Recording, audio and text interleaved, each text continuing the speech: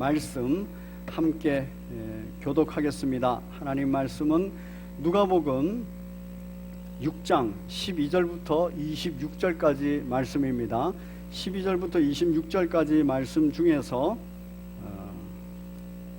12절부터 19절까지 말씀을 함께 교독하겠습니다. 제가 먼저 12절을 읽겠습니다. 이때 예수께서 기도하시러 산으로 가사 밤이 새도록 하나님께 기도하시고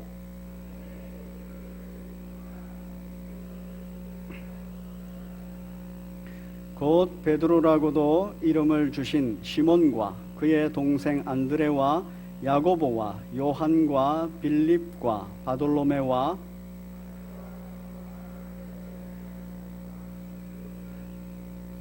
야고보의 아들 유다와 예수를 파는 자가 될 가롯 유다라.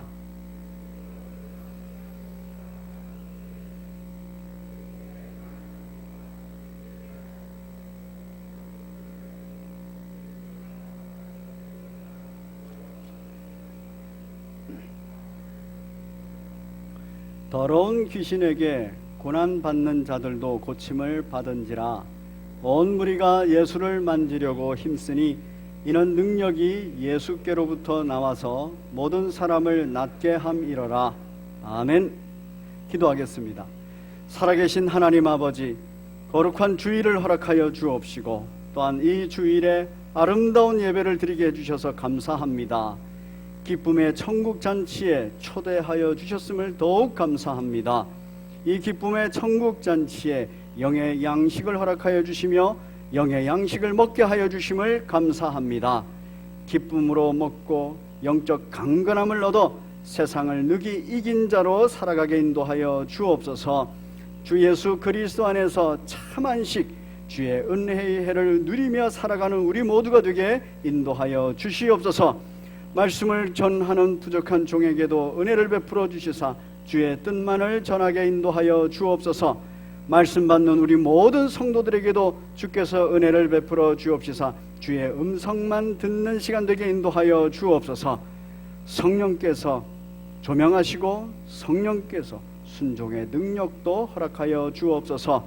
예수님 이름으로 감사하며 기도드립니다. 아멘. 우리 제목을 같이 읽겠습니다. 시작. 고난으로 인한 혼란의 때에 반드시 필요한 것. 오늘 이 제목을 가지고 세 가지요 말씀을 나누도록 하겠습니다. 첫 번째는 오늘 본문이 가지고 있는 문맥적인 의미를 살펴보고 또 그 문맥적인 의미의 적용으로서의 본문 20절부터 26절까지의 내용을 살펴보겠습니다. 그리고 세 번째로는 우리의 현실의 상황과 환경 속에서 이 하나님의 말씀, 이 영의 양식을 먹은 자로서 어떻게 살아가야 될까 하는 지침들을 함께 나누도록 하겠습니다. 첫 번째는 그 문맥적 의미입니다. 오늘 본문은 예수님께서 기도하러 산으로 가셨다 하는 본문으로 시작을 합니다. 예수님께서 산으로 기도하러 가셨는데 한 문장으로 되어 있으나 얼마나 오랫동안 기도하셨는가를 이 누가복음의 기자 누가는 놓치지 않고 기록하고 있습니다. 바로 밤이 새도록 하나님께 기도하시고 되어 있어요.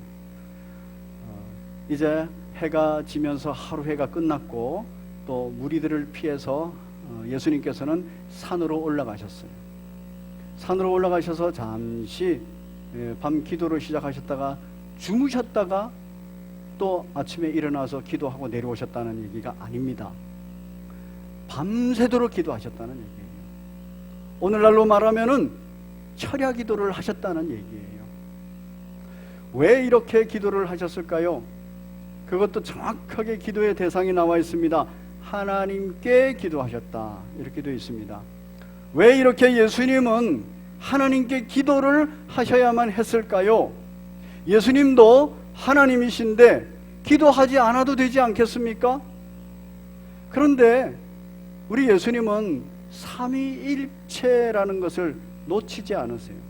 그래서 예수님의 생각, 예수님의 마음, 예수님이 처한 상황, 이런 상황을 성부 하나님과 함께 소통하는 겁니다. 그 성부 하나님과 함께 소통할 때 성령께서 그 모든 기도를 도우시는 겁니다. 그래서 삼위 하나님과 함께 뭔가 큰 중요한 주제를 가지고 대화하시는 거예요. 이 주제가 너무나도 크기 때문에 잠시 습관을 따라 새벽에 가서 기도하시고 이거 가지고는 안 되는 거였어요. 이 주제가 너무나도 컸기 때문에, 너무나도 중요하기 때문에 밤새도록 기도했다고 누가복음은 기록하고 있는 것입니다. 그러면 도대체 우리 예수님께서 밤새도록 기도하셔야만 됐던, 밤새도록 성부 하나님과 성령 하나님과 교통해서 소통을 하면서 그 뜻을 찾아내야 됐던 그 주제가 뭐였을까요? 바로 그 다음 구절을 보면 나와 있습니다. 우리 13절 같이 읽겠습니다. 이제 날이 밝아서 산에서 내려오셨다는 얘기입니다. 같이 읽습니다. 시작. 밝음에 그 제자들을 부르사 그 중에서 12를 택하여 사도라 칭하셨으니, 12 사도를 부르시기 위해서였다, 이렇게 말합니다. 12 사도를 택하고 부르시는 것이 굉장히 중요한 사건인 거예요. 그래서 습관을 따라서 새벽에 기도하고 내려오시는 그 정도 갖고 안 됐던 겁니다. 밤새도록 기도를 하셔야 됐던 겁니다. 왜 그렇습니까? 이 12 사도는 우리가 잘 알다시피 하나님의 나라 확장과 완성의 기초예요. 즉 이 12 사도는 구약의 12지파를 의미하는 것이기 때문에 하나님의 백성들을 말합니다. 하나님의 백성으로 이루어지는 하나님의 나라를 확장시키고 또 완성하는 데 초석이 되는 사람들인 거예요.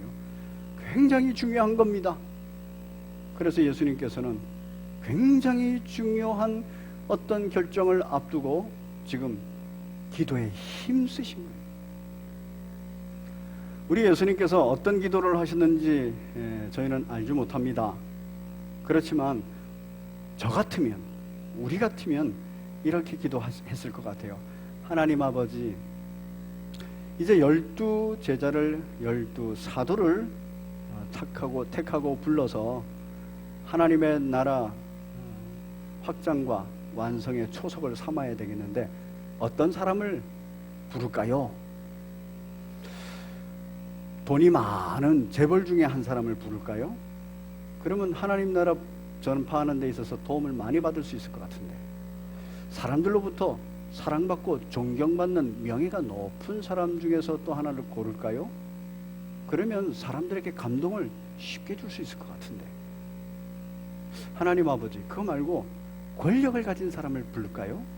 권력을 가진 사람이 있으면 그 권력 아래 무릎 꿇고 복종하는 사람 다 나를 구세주로 영접하고 하나님을 주인으로 믿을 텐데요. 그럴만하지 않습니까? 우리들의 지식과 우리들의 경험을 통해서 보면 그런 사람들이 하나님의 나라 확장과 그리고 완성의 도구로 사용되는데 참 현명한 것 같아요. 우리 예수님은 어떻게 하셨는지 모르지만 틀림없는 사실, 하나님의 뜻, 그걸 구하셨을 겁니다. 하나님의 방법, 하나님의 계획을 구하셨을 겁니다. 저와 여러분들도 하나님께 기도할 때는 내 뜻, 내 생각, 이거를 성취해달라고 기도하지 않을 겁니다. 하나님의 뜻이 뭡니까? 하나님의 계획이 어떻습니까? 하나님의 뜻대로 순종하는 방법이 뭡니까? 이거를 물었을 거예요. 그래서 우리 예수님이 답을 얻었어요. 우리 예수님이 답을 얻은 것처럼 우리들도 답을 얻을 것입니다. 예수님이 이제 14절에서 보면 14절과 15절, 16절에서 12 제자를 택하시고 그 이름을 다 기록을 하셨습니다. 그런데 이 12 제자를 가만히 보면 굉장히 평범한 사람이에요. 여기는 재물이 많은 사람, 명예가 높은 사람, 권력을 쥐고 힘든 사람이 아무도 없습니다. 오히려 죄인이라고 손가락질 당하는 사람, 바로 세리가 있어요. 여기에 나중에 예수님을 팔아넘길 사람, 가롯 유다가 있어요. 아주 성격이 급하고 난폭한 사람, 이 사람도 여기에 있어요. 성경을, 복음서를 가만히 살펴보면 이 12제자의 연약한 부분들을 그대로 기록하고 있습니다. 결국 예수님은 연약한 사람을 택했다는 겁니다. 연약한 사람, 부족한 사람, 평범한 사람, 더 나아가서는 별로 덕이 안 되고 손가락질 당하는 그러한 사람을 택했다는 거예요. 저와 여러분들이 사람을 택했다면 이렇게는 안 택했을지도 혹시 모릅니다. 그러나 기도하는 사람이 사람을 택한다면 바로 이렇게 택할 것입니다. 성령께서 그 마음을 우리에게 주시기 때문에 그래요. 능력 있는 사람, 힘 있는 사람, 세상으로부터 인정받는 사람, 이 사람을 교회 지도자로, 우리 공동체 지도자로 그렇게 세우지는 않죠. 물론 그렇다고 해서 지도자가 되지 않는 건 아닙니다. 아주 중요한 게 있다는 거예요. 현상적으로는 이러하든 저러하든 간에 부와 명예와 권력을 가진 사람이든 부와 명예와 권력을 가지지 않은 사람이든 아주 중요한 게 있다는 겁니다. 그 기준이 있다는 겁니다. 그 기준이 무엇인가 하는 것은 그 다음 구절에 나옵니다. 17절을 읽으면 이렇습니다. 예수께서 그들과 함께 내려오사 평지에 서시니 그 제자의 많은 무리와 예수의 말씀도 듣고 병고침을 받으려고 유대 사방 예루살렘과 두로와 시돈의 해안으로부터 온 많은 백성도 있더라. 많이 모였다는 거예요. 많이 모였어요. 그런데 그곳에서 우리 예수님은 아주 정확하게 하나님의 뜻, 하나님의 계획, 하나님께서 하나님 나라를 완성하고 또 하나님의 주의 은혜의 해를 성취시킨 것을 전파할 자 12사도, 이 사도를 택하시고 이 사도가 전해야 될 내용을 아주 정확하게 얘기합니다. 그 기준과 그 내용을 얘기합니다. 우리 18절, 19절 같이 읽겠습니다. 시작. 더러운 귀신에게 고난받는 자들도 고침을 받은지라 온 무리가 예수를 만지려고 힘쓰니 이는 능력이 예수께로부터 나와서 모든 사람을 낫게 하려 함이러라. 여러분, 우리 예수님께서 밤새도록 하나님과 성령님과 함께 소통한 후에 결정하게 되는 기준은 바로 이것입니다. 사람에게 있지 않다는 거예요. 그 능력이 사람에게 있지 않다는 겁니다. 하나님의 나라, 그 하나님의 나라를 확장하고 완성하는 그 능력이 사람에게 있지 않다는 거예요. 주의 은혜의 해를 성취시키고 그 은혜의 해를 누리게 하는 것이 사람에게 있지 않다는 거예요. 능력이 예수께로부터 나온다. 그래서 12제자가 연약해도 상관없는 겁니다. 12제자가 손가락질 당하는 사람이라도 상관없는 겁니다. 12제자가 예수님을 다 배신하고 도망가 버릴 사람이라도 상관없다는 거예요. 주의 은혜를 성취하고 주의 은혜로 말미암아 하나님의 나라를 확장시키고 완성해야 될 근본적인 능력은 예수께로부터 나온다는 거예요. 하나님의 은혜로부터 나온다는 거예요. 이것이 아주 중요한 기준입니다. 이 내용이 하나님의 나라, 주의 은혜의 해를 전파하는 12사도가 전해야 될 내용입니다. 오늘날 저와 여러분들이 전해야 될 내용입니다. 우리가 잘 알다시피 누가복음 4장 우리 함께 읽어보겠습니다. 누가복음 4장 17절부터 19절까지의 내용, 바로 우리 예수님께서 이 땅에 오신 이유입니다.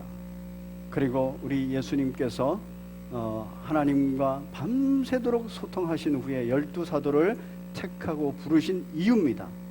우리 예수님께서 모든 능력이 예수 그리스도로 말미암아 나온다라는 것을 분명히 전한 이유입니다. 우리 17절부터 19절까지 같이 읽겠습니다. 시작. 선지자 이사야의 글을 드리거늘 책을 펴서 이렇게 기록된 데를 찾으시니 곧 주의 성령이 내게 임하셨으니 이는 가난한 자에게 복음을 전하게 하시려고 내게 기름을 부으시고 나를 보내사 포로된 자에게 자유를, 눈먼 자에게 다시 보게 함을 전파하며 눌린 자를 자유롭게 하고 주의 은혜의 해를 전파하게 하려 하심이라 하였더라. 예수님께서 이 땅에 오신 목적은 가난한 자에게 주의 은혜의 해가 성취되었다는 것을 전파하기 위해서입니다. 그래서 능력이 예수께로부터 나와서 모든 사람을 낫게 했다. 주의 은혜를 성취시키고 누리게 했다.